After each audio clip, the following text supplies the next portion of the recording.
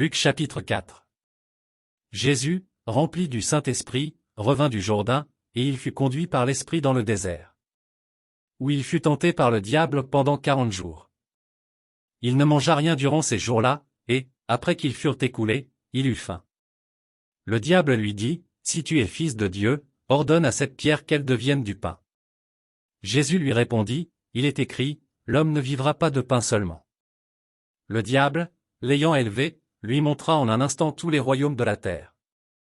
Et lui dit, « Je te donnerai toute cette puissance, et la gloire de ces royaumes, car elle m'a été donnée, et je la donne à qui je veux. Si donc tu te prosternes devant moi, elle sera toute à toi. » Jésus lui répondit, « Il est écrit, tu adoreras le Seigneur, ton Dieu, et tu le serviras lui seul. » Le diable le conduisit encore à Jérusalem, le plaça sur le haut du temple, et lui dit, « Si tu es fils de Dieu, jette-toi d'ici en bas, car il est écrit. Il donnera des ordres à ses anges à ton sujet, afin qu'ils te gardent. Et, ils te porteront sur les mains, de peur que ton pied ne heurte contre une pierre. » Jésus lui répondit, il est dit, « Tu ne tenteras point le Seigneur, ton Dieu. » Après l'avoir tenté de toutes ses manières, le diable s'éloigna de lui jusqu'à un moment favorable. Jésus, revêtu de la puissance de l'Esprit, retourna en Galilée, et sa renommée se répandit dans tout le pays d'alentour. Il enseignait dans les synagogues, et il était glorifié par tous. Il se rendit à Nazareth, où il avait été élevé, et, selon sa coutume, il entra dans la synagogue le jour du sabbat. Il se leva pour faire la lecture. Et on lui remit le livre du prophète Ésaïe. L'ayant déroulé, il trouva l'endroit où il était écrit. L'Esprit du Seigneur est sur moi, parce qu'il m'a oint pour annoncer une bonne nouvelle aux pauvres, il m'a envoyé pour guérir ceux qui ont le cœur brisé. Pour proclamer aux captifs la délivrance, et aux aveugles le recouvrement de la vue, pour renvoyer libres les opprimés, pour publier une année de grâce du Seigneur. Ensuite, il roula le livre, le remit au serviteur, et s'assit. Tous ceux qui se trouvaient dans la synagogue avaient les regards fixés sur lui.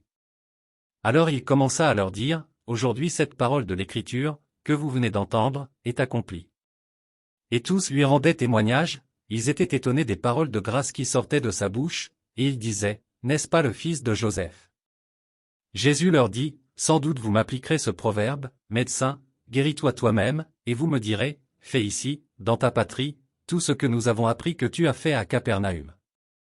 Mais, ajouta-t-il, je vous le dis en vérité, aucun prophète n'est bien reçu dans sa patrie. Je vous le dis en vérité, il y avait plusieurs veuves en Israël du temps d'Élie, lorsque le ciel fut fermé 3 ans et 6 mois et qu'il y eut une grande famine sur toute la terre. Et cependant Élie ne fut envoyé vers aucune d'elles, si ce n'est vers une femme veuve, à Sarepta, dans le pays de Sidon. Il y avait aussi plusieurs lépreux en Israël du temps d'Élisée, le prophète, et cependant aucun d'eux ne fut purifié, si ce n'est Naaman le Syrien. Ils furent tous remplis de colère dans la synagogue, lorsqu'ils entendirent ces choses. Et s'étant levés, ils le chassèrent de la ville, et le menèrent jusqu'au sommet de la montagne sur laquelle leur ville était bâtie, afin de le précipiter en bas. Mais Jésus, passant au milieu d'eux, s'en alla. Il descendit à Capernaüm, ville de la Galilée, et il enseignait, le jour du sabbat. On était frappé de sa doctrine, car il parlait avec autorité. Il se trouva dans la synagogue un homme qui avait un esprit de démon impur, et qui s'écria d'une voix forte. « Ah! Qu'y a-t-il entre nous et toi, Jésus de Nazareth? Tu es venu pour nous perdre. Je sais qui tu es, le Saint de Dieu. » Jésus le menaça, disant, « Tais-toi, et sors de cet homme. » Et le démon le jeta au milieu de l'assemblée, et sortit de lui, sans lui faire aucun mal. Tous furent saisis de stupeur, et ils se disaient les uns aux autres, « Quelle est cette parole? Il commande avec autorité et puissance aux esprits impurs, et ils sortent. » Et sa renommée se répandit dans tous les lieux d'alentour. En sortant de la synagogue, il se rendit à la maison de Simon.